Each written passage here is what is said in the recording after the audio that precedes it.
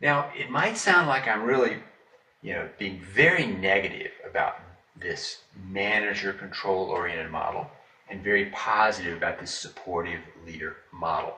I mean, even the military has started to recognize that there are times for both of these. And that's exactly what I would say. That what we're really looking for is balance between management and leadership. Both are very important.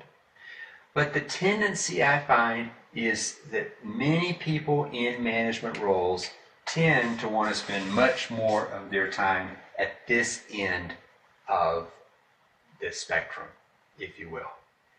And whereas more times than not, you're going to be more effective when you're coming from that ask-oriented leadership mode. There is a limitation, though, on that. It's not infinitely true that that's a better model. Let me give you an example. Let's look at a graph. And this graph, this axis is effectiveness of decisions. So the further up on this chart, the graph, the better the decision, the more effectiveness of the decision. And this axis is degree of participation. So the more participation, the further out on the scale we go toward the right. Now, if the ultimate was to have everyone participate until we have 100% agreement, 100% alignment on every situation, then this graph would start out, and the more participation, the better, the more effectiveness the decision would be. And yet, that's not real world from my perspective. From my perspective, what I have seen is the graph looks something like this. It does start out very rapidly, but it tends to hit a peak and come back down. And so there is a point, and I bet many of us out there have experienced being in a meeting where we kind of beat it to death. We got all the input, but then we weren't in complete alignment, so we kept talking, and that's when the decision's effectiveness goes down. We start to lose people, we start to lose the alignment, we start to lose the buy-in for it. So there is a point on the scale at which, beyond which, you don't want to ask any more questions. You just want to take control, if you will. Make a decision based on the input. Now, the one fear I have with saying that is a person like me, who is so naturally, could easily come from this tail-oriented perspective, that might give me an excuse to do that quicker than I should. Because the truth is, I would say much more often we do want to be asking the questions and not telling. Now I want to wrap this up by sharing.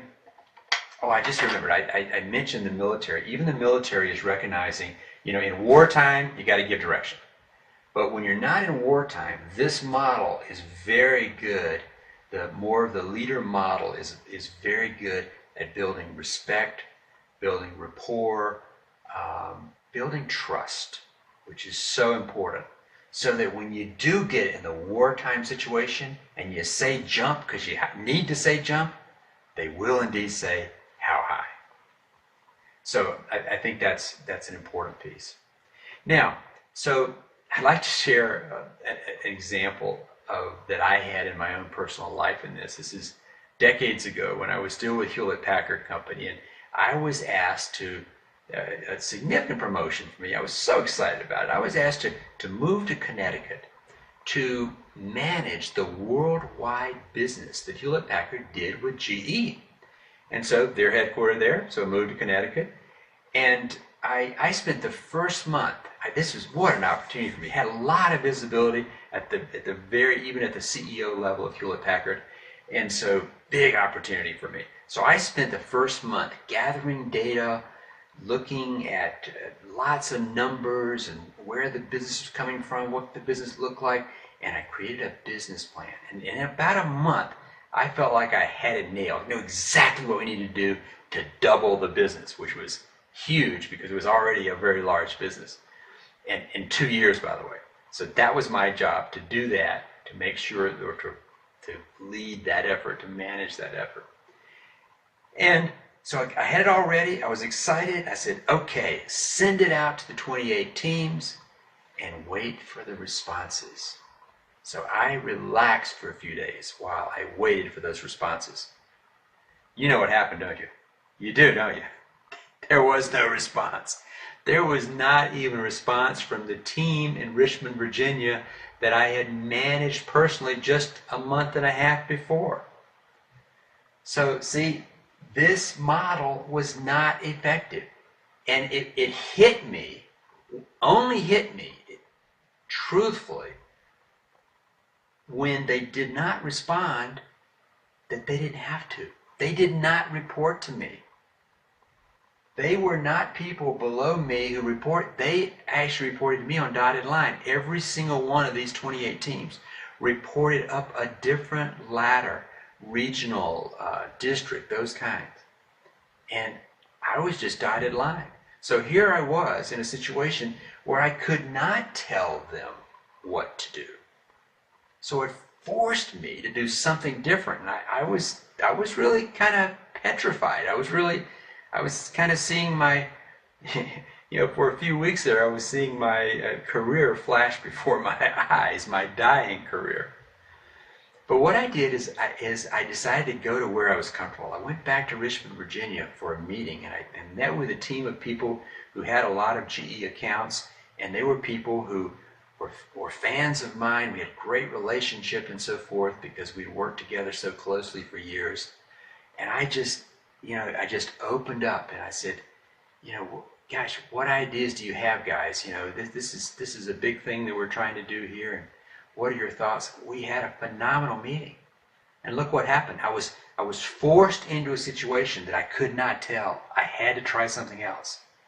And so I started asking. And out of that one meeting came so many ideas and thoughts that, by the way, were over and above what I had created on my own, that I had to recognize that, oh my goodness, this is a very powerful way to do it.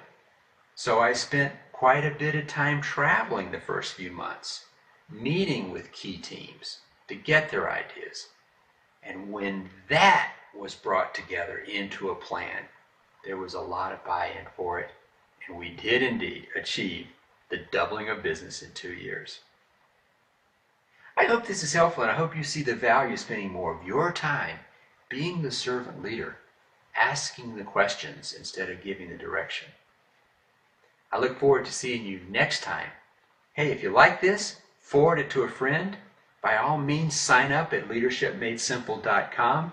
Actually, you'll see it right over there, the sign-up form. If you're not already signed up there, do so to make sure you get the other videos that we do. It's been a pleasure.